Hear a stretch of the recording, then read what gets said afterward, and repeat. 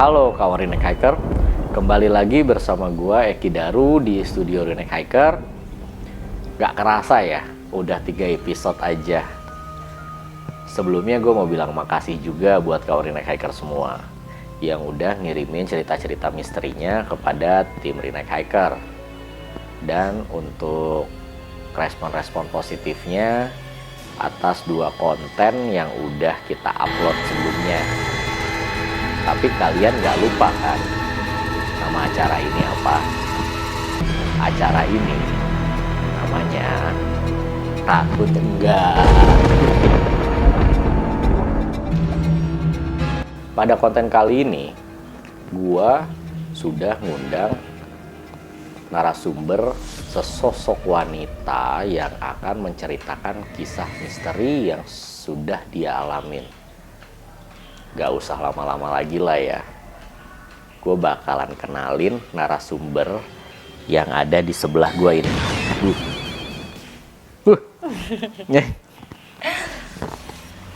Halo Mbak. Jangan panggil saya Mbak, nanti saya kasih rating 1. Waduh. Terus saya manggil apa dong? Panggil Teteh aja. Oke, Teteh. Teteh namanya siapa?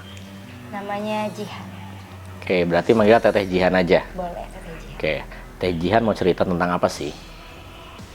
Gue mau ceritain salah satu pengalaman gue dari 4 atau 5 tahun sebelumnya yang bikin gue sedikit traumatik sampai sekarang. Sampai segitunya ya? Ya. Waduh. Oke. Berarti sekarang giliran Mbak Jihan. Mbak lagi salah. Teteh Jihan.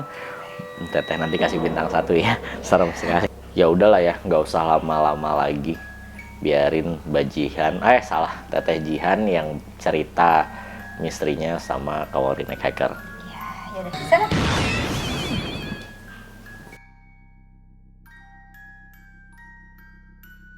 Jangan tidur waktu maghrib. Halo kawan Rinek Hiker.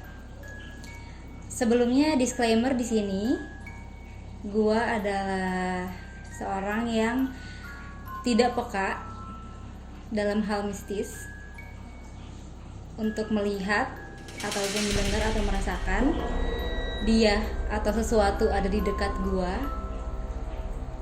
Gua tidak pernah merasakan hal itu dari gua lahir sampai gue menemukan satu titik di mana gue merasakan satu kejadian yang membuat gue traumatik sampai detik ini. Kejadian itu dimulai dari 4 atau 5 tahun yang lalu, ketika gue bersama teman-teman mengunjungi salah satu kos atau rumah kosan teman gua yang berada di wilayah Depok, Jawa Barat. Pada hari itu gua kurang tahu persis tanggal dan harinya, tapi kejadian itu terjadi pada waktu siang hari.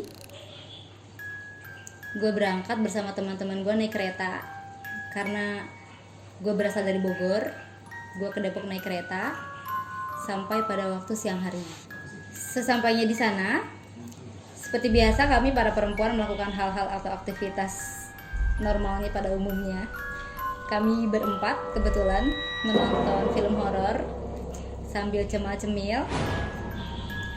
Film horor itu berkisar 2 jam sampai waktu sudah menunjukkan sore mau maghrib. Lalu gua dan temen gua berdua berniat untuk membeli makan pada waktu menjelang maghrib. Kita bertiga keluar dan salah satu teman gua di kosan sendiri.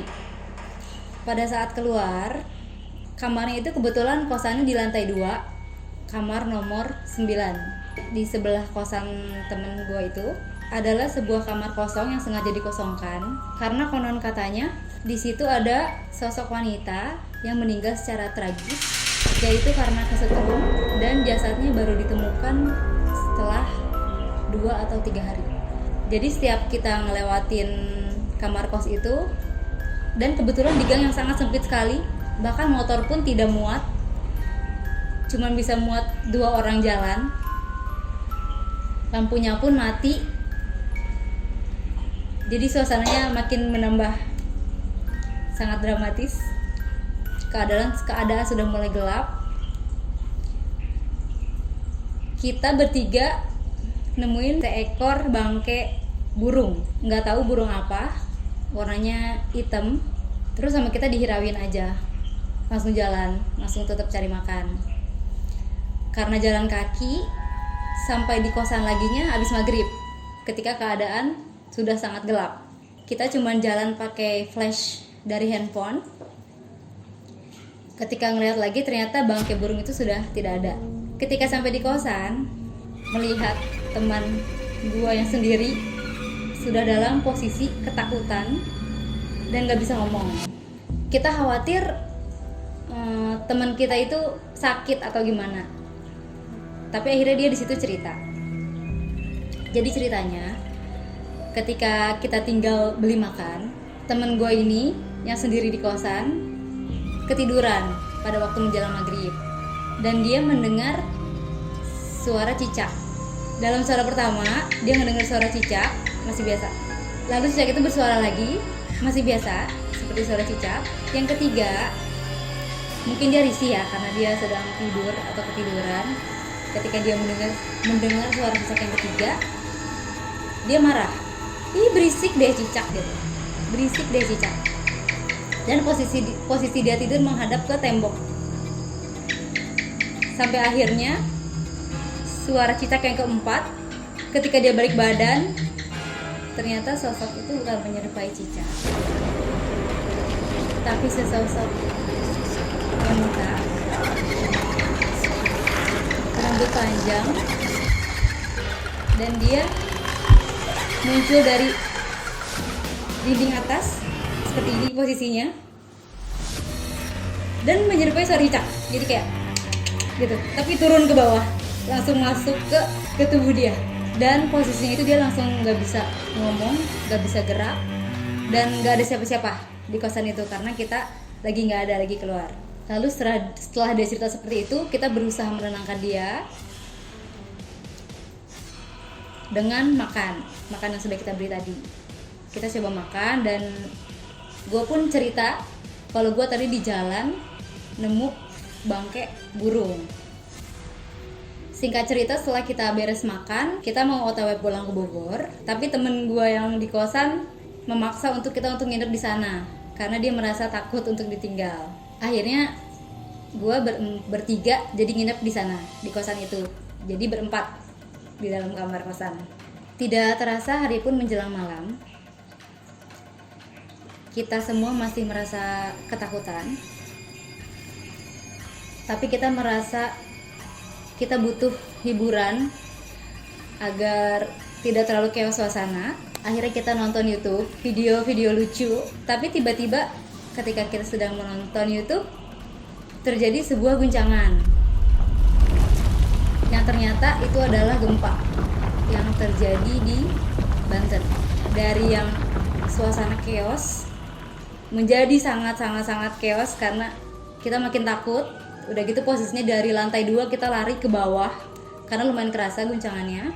Lalu mati lampu. Beres dari situ kita langsung naik lagi ke kamar dalam keadaan yang gue pengen pulang banget, tapi kasihan sama temen gue yang di sana. Kosan ini ada kamar mandinya di dalam. Posisinya ketika masuk pintu, jendela langsung kamar mandi, maju dikit ada ruang TV, lemari, dan kasur paling pojok. Lalu ada jendela lagi. Dan itu posisinya masih mati lampu. Ketika kita mencoba menenangkan diri, mendengarkan lantunan ayat-ayat suci Al-Quran, tiba-tiba mendengar. Jadi di kosan temen gue itu, dia di lemarinya ada sebuah laci yang isinya itu uang recehan. Jadi dia naruh uang recehan, gopean 200-an, dikumpulin di situ. suasana lagi hening, lagi cuma ada suara ayat lantunan ayat suci Al-Quran, tiba-tiba si lemari itu bunyi lacinya, dan keadaannya masih mati lampu. Dia makin bunyi makin kencang.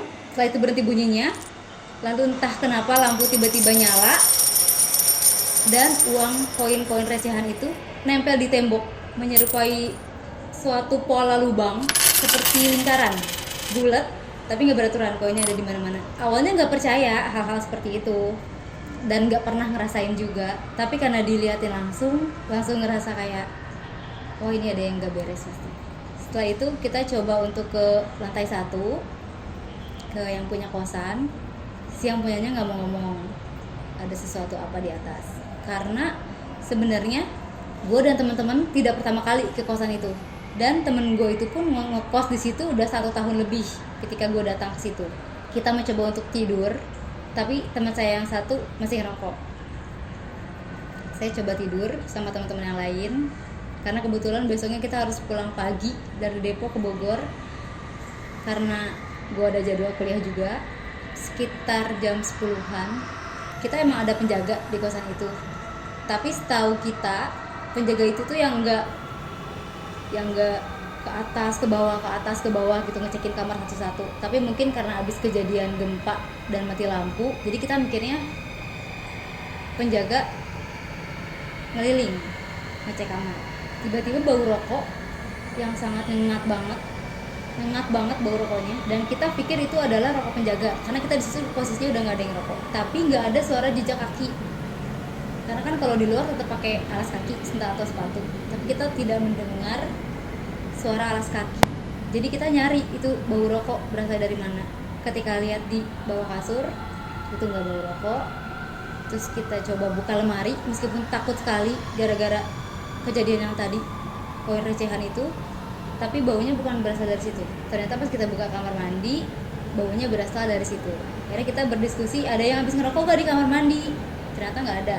Gak lama setelah kita ngomongin asap rokok itu, ada satu wujud bayangan hitam yang keluar dari kamar mandi, nembus ke tembok, dan gas sekali. Jadi dia bolak-balik. Jadi pertama dari kamar mandi ke tembok, terus balik lagi ke kamar mandi. Itu chaos banget.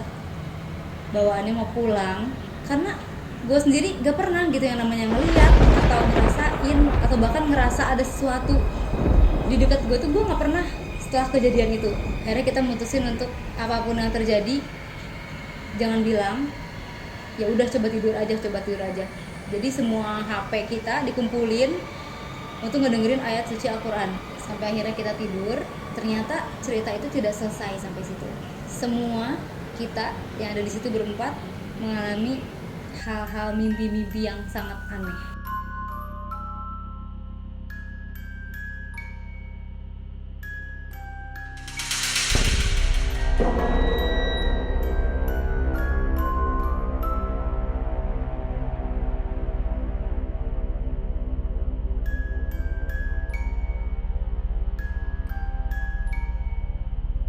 Nah, itu cerita yang udah diceritain sama narasumber yang udah gue undang, Teteh Jihan.